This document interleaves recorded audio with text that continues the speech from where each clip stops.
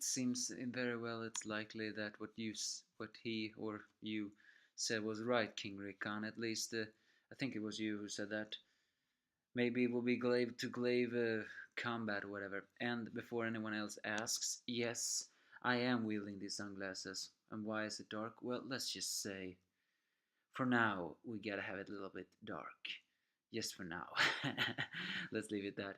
I'm weird like that. But yeah, it's the Kingdom chapter 5 2, no, 4 2. And yes, it's me, the Angry Anime Fan, the Despair Reviewer, here to bring you the summary of this chapter. Finally, Finally, Shin is back in action, and he is supposed to help Ouhon. Something tells me this is not gonna end well, but who knows? At least I hope now he will finally get that moment to shine that I've been desperately craving for a very long time. Oh yeah, we saw actually Ousen also for the first time in a while, but we'll get to that soon.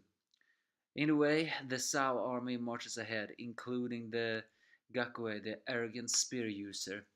Yeah, I so long for the day of his death. His arrogance is so annoying. I mean, don't let those old relics show us up. Clearly, he has no respect for the old generation, but then again, I don't think he has a respect for anyone other than his old master Kisha. Maybe he respects Riboku, but it's more. But I think he's like Bate, more like he respected his lord more than he respected the one on the very very top.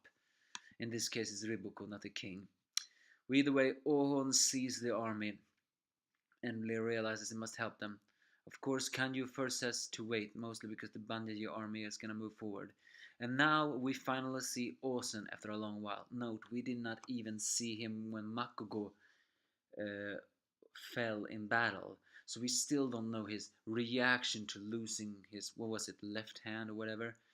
But we see him now, and let me tell you, well, he has never been a smiler, and he is not smiling now before, but before he had always had a very, I don't know, there's just something about his face here that looks different.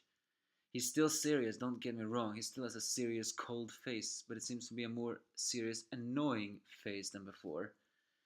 Is it because he senses that this could be dangerous? He senses that this, whatever this battle is going to happen, it's going to be dangerous, or is it because the side effect of everything else? Because he acknowledges that the general of Gyun and Shogaru could possibly stir the thing.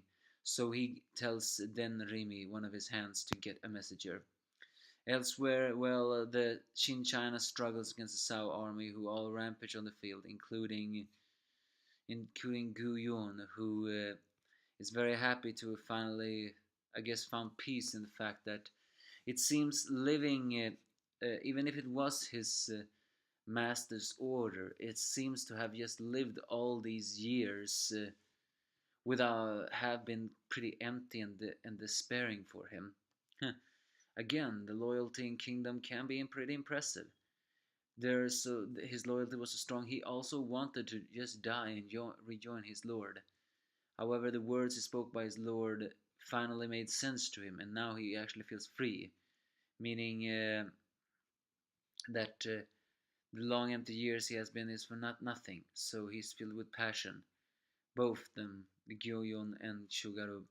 So either way, they rampage on the field as Akugo sees that this army will be extremely dangerous. And Ouhon acknowledges that this new army is like a nail pinning down, meaning that they will probably just put down anything and prevent it from moving.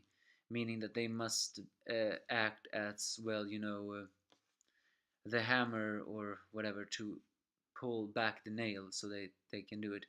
Kanjo, the only sane man of their own army, does warn Ouhon though that Shoyun army may very or Shoyun himself may very well be on the same level as she. However, Ouhon, in his arrogance and of course acknowledging the fact that he did defeat Shi after all, so definitely he has reached a dangerous level, says that he is also a dangerous man. But he also says that he needs to get there because if he doesn't, then the Aku army sorry, will collapse entirely. So yeah, Akko sees his young lord entering that battlefield and actually give thanks in mind.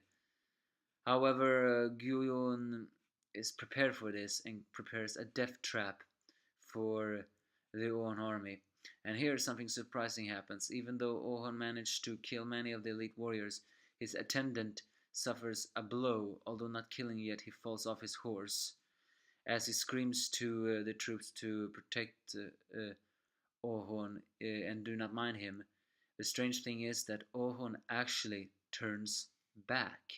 Yeah, this is the same kind of arrogant man that will do anything for the fame and has been stubborn when fighting Earl She actually turns back for an ally.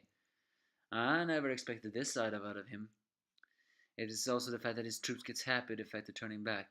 Of course, his attendant is not very happy. He just says to his lord to return back, cause and he accepts his death as spears get close to him.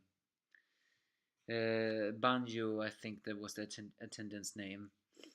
He only says in his mind to Ouhon to forgive him, and he is an incompetent attendant.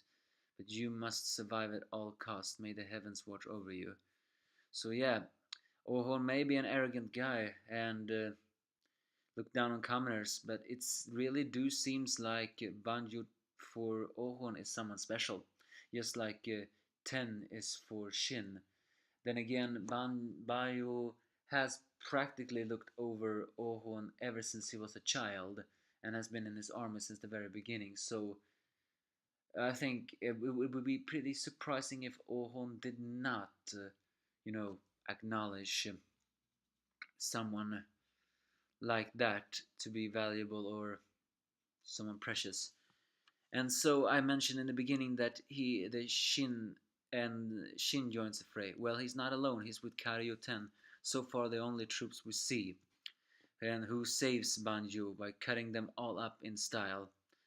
And then he just laughs at Ouhon as he says, "You may not like this, but I'm here to give you a hand, Ouhon." And true enough, uh, Ouhon can only grin his teeth in anger as Shin of the He-Shin unit now rejoins the fray.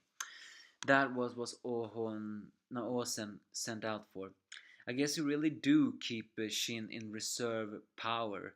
So is that meant to imply that Shin is basically just the reserve power? When one of the armies gets in the biggest trouble, then he is the one to save them. Is that Ousen's plan when it comes to Shin, or something else? Then again, it was only Karyo 10 and Shin this time.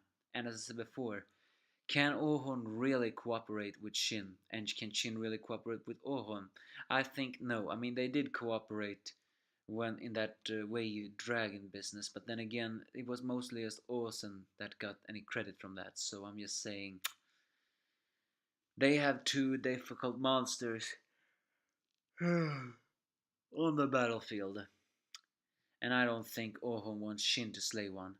Still, I think it was King Rekon who said that Garyu or was it Choyu have a glaive and Shin have a glaive.